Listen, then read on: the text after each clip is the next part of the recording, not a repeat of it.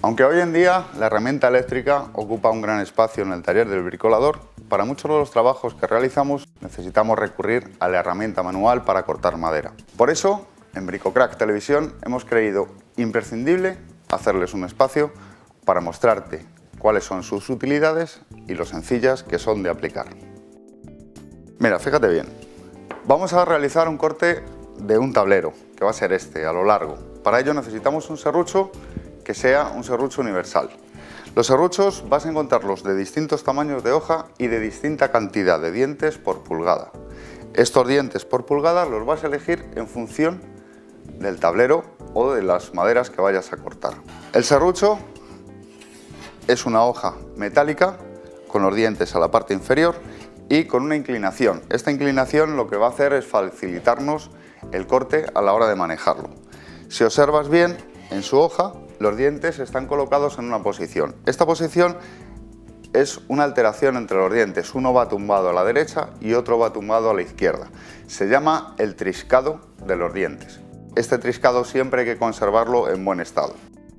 Por otro lado, lo único que tienes que hacer es elegir la longitud de hoja que necesitas para el trabajo que vas a realizar y ponerte a cortar. Pero para ponerte a cortar tienes que tener algunas cosas más en cuenta. Lo primero que vamos a hacer es realizar una línea de trazo sobre el tablero. Vamos a realizar un corte por la línea que acabamos de marcar. Lo siguiente es siempre sujetar firmemente el tablero al banco de trabajo.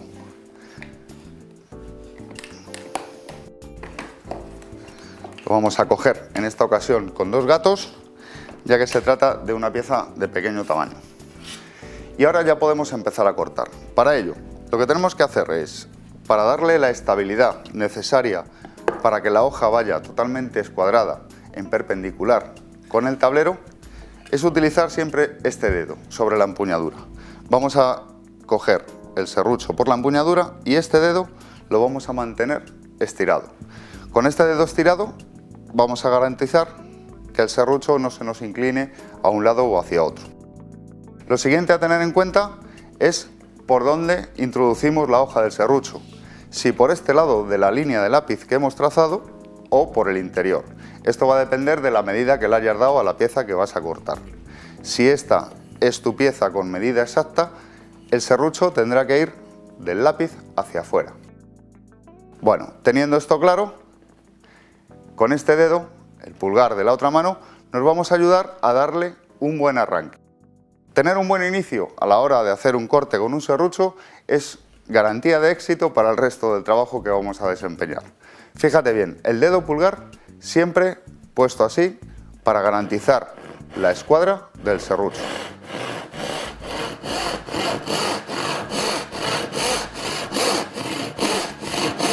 Si te fijas, es importante mantener esta inclinación para que el diente vaya trabajando en su sentido y, por otro lado, la velocidad de corte. La velocidad no debe ser rápida, debe ser lenta y constante.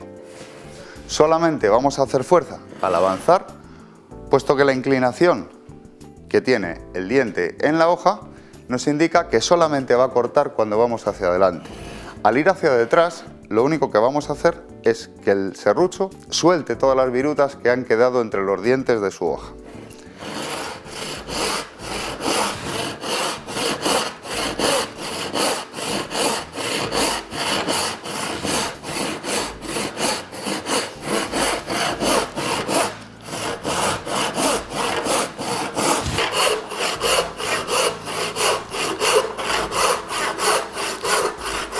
Cuando estamos realizando un corte a lo largo de un tablero, vas a observar que va a llegar un punto que el serrucho se empieza a frenar. Esto es porque la parte delantera del corte se va cerrando, entonces te va dificultando el mismo corte.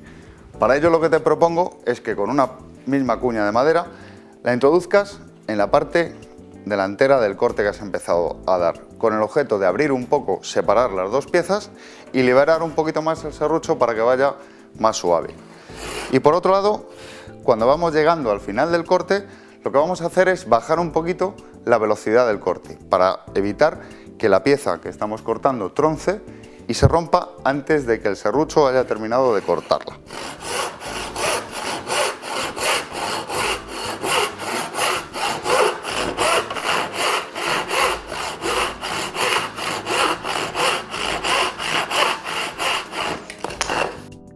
Lo que te voy a proponer es que vayas cogiendo retales de tu taller y vayas practicando sobre estos cortes y comprobando con una simple escuadra el resultado del corte que has realizado.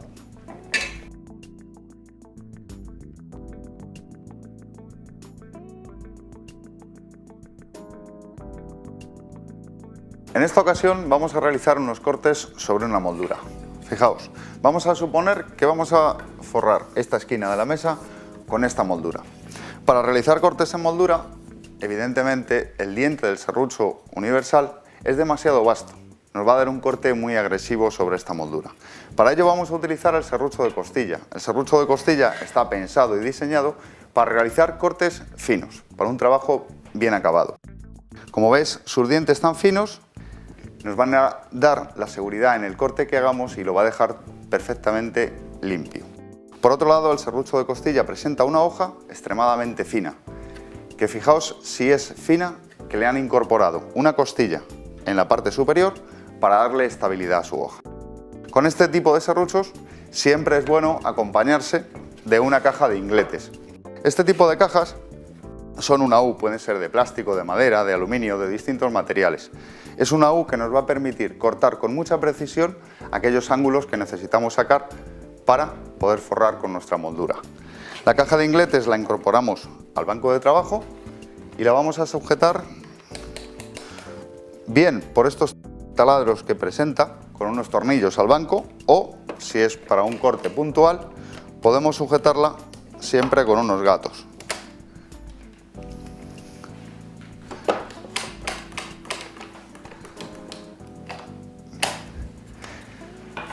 Al introducir la moldura en la caja de ingletes, lo que vamos a realizar es el corte, si te fijas, por estas marcas que presenta la caja, que nos da las posiciones de 90 grados, de 45, de 22,5, los distintos grados que más se aproximan a los trabajos que queremos realizar. Para este tipo de molduras que presentan este rebajo, que se van a adaptar perfectamente a un tablero, lo que sí te aconsejo es un pequeño truco que hacemos, porque fíjate bien, si al cortar la moldura se mueve en esta posición, nos va a desvirtuar el corte que estamos dando con el serrucho. Para ello te propongo que hagas lo siguiente. Es muy sencillo, es introducir un listón de madera, posicionar la moldura y de esta forma vais a evitar que la moldura se vuelva y que pierda su grado de inclinación. Vamos a colocar ahí la moldura, introducimos el serrucho y ya podemos realizar el corte. Es importante que sujetes bien la moldura y, como con cualquier otro tipo de herramienta de corte manual, lo importante es que hagas una velocidad lenta y constante.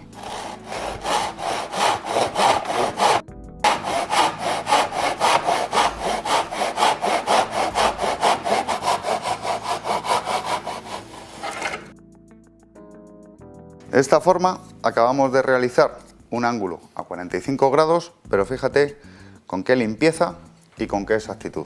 Ya tendríamos nuestra primera pieza para empezar a montar sobre la mesa. La siguiente que necesitamos es igual, pero con el ángulo de 45 grados justamente al lado contrario. Para ello introducimos de nuevo la moldura y cambiamos el sentido de corte.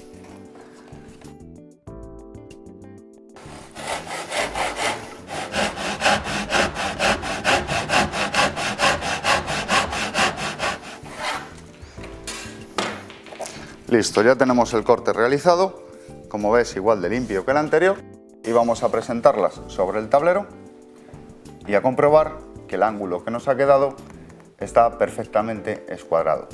Practica con este tipo de herramienta y consigue estos buenos resultados.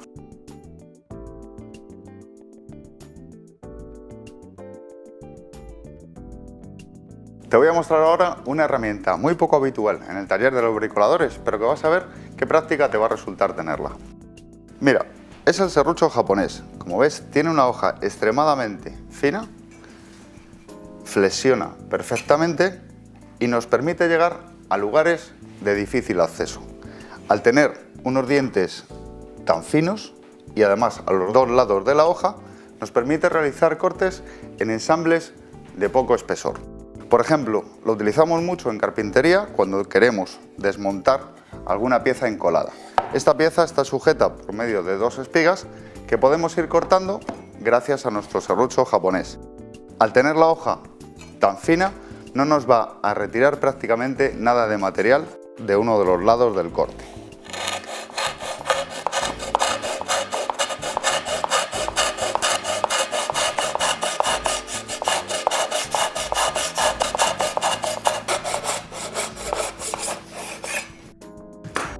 Vamos a sujetar ahora la pieza al banco y una vez que hemos liberado la primera espiga, le damos algo de movilidad. Volvemos a introducir el serrucho y seguimos cortando.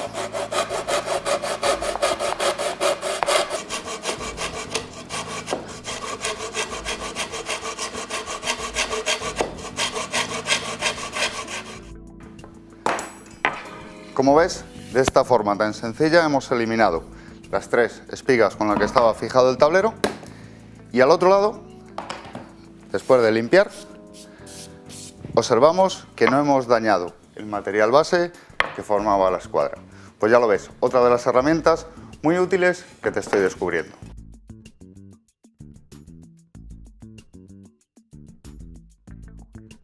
Te va a venir muy bien conocer la ingletadora manual.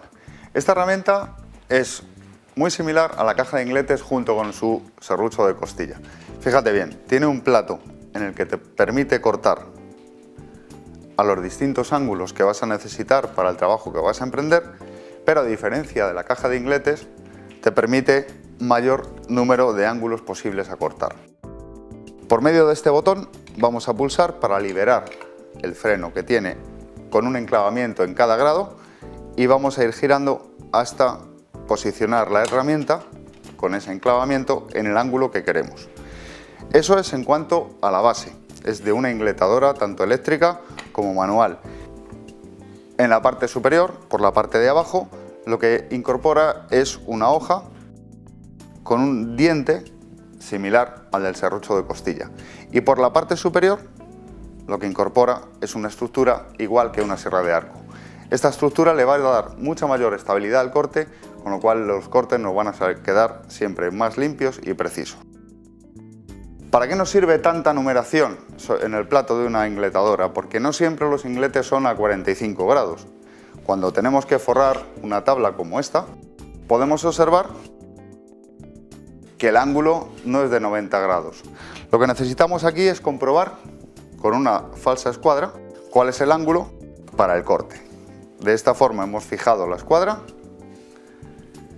y para saber qué grados tiene nos vamos a ayudar de un transportador de ángulos. Colocamos ahí y tenemos un ángulo de 110. Esto quiere decir que el corte tendrá que ser la mitad. Vamos a hacer un corte a 55 grados con la ingletadora. Vamos a colocar la ingletadora en los 55 grados. Ahí, como ves, nos viene muy bien porque tiene directamente un enclavamiento con el cual no se nos va a mover. Y como estamos trabajando con una moldura con rebaje, lo que vamos a hacer es incorporar un listón a la parte inferior de la moldura para que la moldura no se nos gire cuando estamos cortando y no se nos desvirtúe el ángulo de ataque. Montamos el listón en la parte superior y por aquí la moldura. Ahora ya podemos empezar a realizar el corte.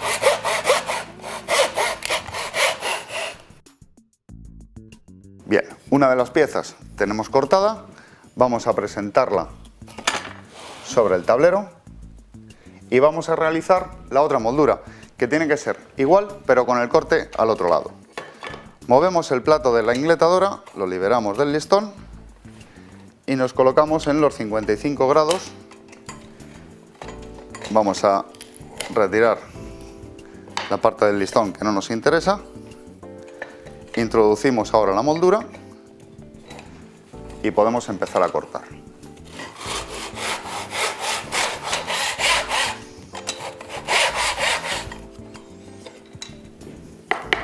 Listo, como ves el corte queda perfectamente limpio y escuadrado. Vamos a comprobar el resultado y como ves La unión de nuestros ingletes ha quedado perfecta. Solamente nos quedaría terminar el trabajo. Te acabo de presentar a una de las herramientas que mayor versatilidad te va a dar a la hora de trabajar con pequeñas molduras de una forma rápida y haciendo cortes muy seguros.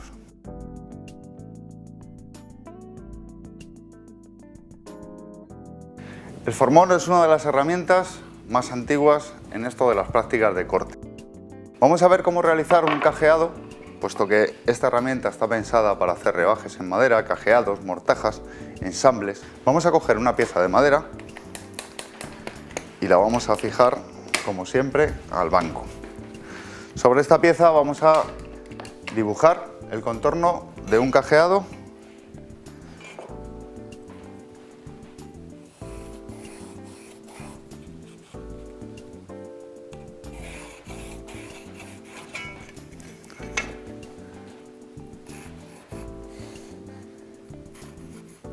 Sobre el que vamos a practicar y vas a ver con claridad cómo debes utilizar un formón para que el trabajo te quede perfectamente terminado. Mira, el formón es una herramienta de corte, como te decía antes, que presenta un bisel en la parte delantera de la herramienta, una empuñadura cada vez más ergonómicas y un protector en la parte trasera para poder golpearlo con alguna herramienta. Normalmente utilizamos unas mazas que no sean extremadamente duras. Cuando vamos a realizar los cortes, lo primero que tenemos que hacer si queremos hacer un rebajo sobre este dibujo que hemos hecho es recortar toda la línea que hemos marcado de lápiz para evitar que el formón, al hacer el vaciado, se nos vaya y nos quite material que no deseamos. Utilizamos siempre un formón de pala ancha para ir recortando de esta forma, poniendo la parte plana del formón hacia la línea de lápiz y el bisel al interior del trabajo que vamos a hacer para que no nos gane terreno. Y vamos a ir recortando. Ahora tienes que tener cuidado cuando hagas este recorte, puesto que estamos trabajando a hilo. A hilo quiere decir que estamos trabajando a veta. Al trabajar a veta sobre madera natural podemos abrirla en exceso. Entonces estas primeras marcas deben ser suaves para evitar abrirla.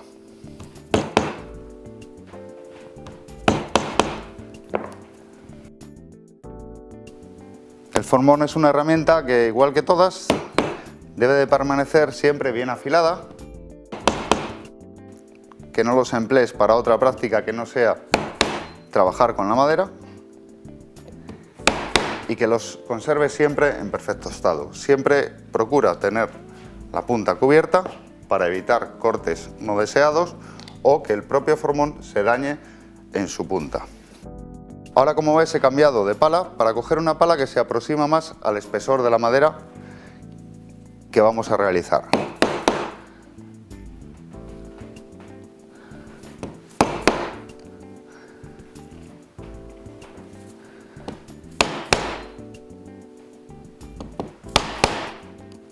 Una vez que tienes hecho todo el recorte de la pieza que vas a vaciar, lo que tenemos que hacer son unos cortes de alivio,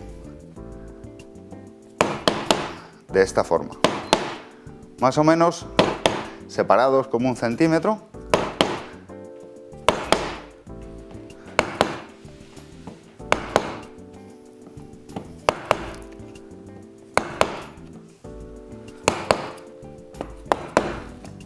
Listo, una vez que hemos hecho estos cortes de vaciado, con la parte biselada del formón, vamos a ir retirando madera. ¿Para qué vamos a utilizar este bisel?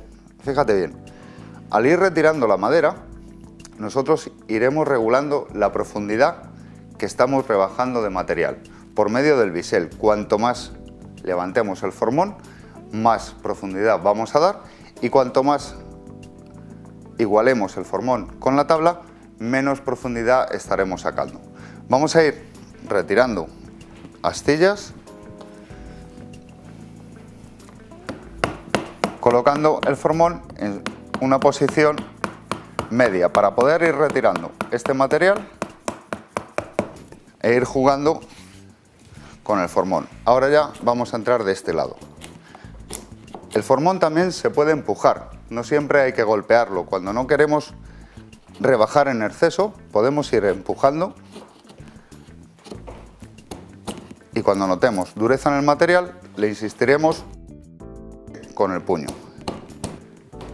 Cuando lleguemos al final del recorte, no insistas ni gires el formón en esta posición porque puedes descarnar la madera. Lo que tienes que hacer es sacarlo y volver a clavar retirándolo de esta forma. Así evitarás un descarne de la madera que no sea deseado. Sigue insistiendo con el rebaje hasta llegar a la profundidad deseada. Y siempre poco a poco y comprobando el resultado de lo que estás haciendo.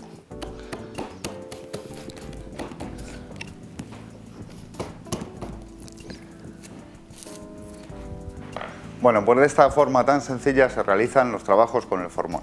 Lo que sí te voy a pedir, al igual que con el resto de herramientas, es que las mantengas en perfecto estado. Al formón, después de utilizarlo, no le va a venir nada mal que le des una paseadita por la piedra de afilar, siempre utilizando algún útil que te mantenga la posición del biselado para que ésta no se distorsione. Y una vez terminado, enfundado y colocado en su sitio. Bueno, espero que te haya servido de mucha utilidad esta guía que acabas de ver. En ella a algunos os habré recordado técnicas y a otros os las habré descubierto. Aprovecharla, disfrutarla y hacer prácticas sobre retales que tengáis en vuestro taller. Hasta pronto.